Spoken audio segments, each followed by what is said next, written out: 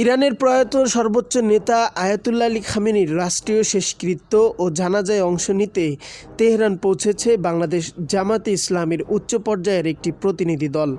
Iran সরকারের বিশেষ আমন্ত্রণে 4 সদস্যের এই দলটি ইতিমধ্যেই তেহরান পৌঁছে প্রয়াত নেতার প্রতি গভীর শ্রদ্ধা নিবেদন করেছে। জামাতের নায়েবে আমির অধ্যাপক মুজিবুর রহমানের নেতৃত্বে এই প্রতিনিধি দলে আরও রয়েছেন মোহাম্মদ নুরুল আমিন, ডক্টর মোহাম্মদ কেরামত আলী এবং ডক্টর এস.এম. খালেদুজ্জামান। এ সময় তারা আয়াতুল্লাহ খামেনির মাগফিরাত কামনা করে বিশেষ দোয়া ও মোনাজাত পরিচালনা করেন।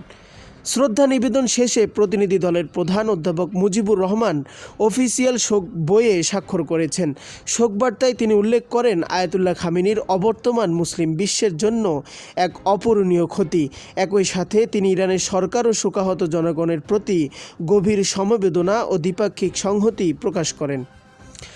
সফরের অংশ হিসেবে জামাত নেতৃবৃন্দ ইরানের পররাষ্ট্র মন্ত্রণালয় এবং ইসলামী বিপ্লবী গার্ড বাহিনীর উচ্চ পদস্থ কর্মকর্তাদের সাথেও সৌজন্য সাক্ষাৎ ও কুশল বিনিময় করেছেন।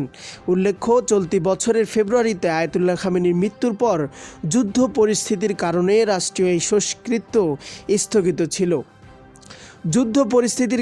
রাষ্ট্রীয় এই শেষকৃত্য স্থগিত ছিল।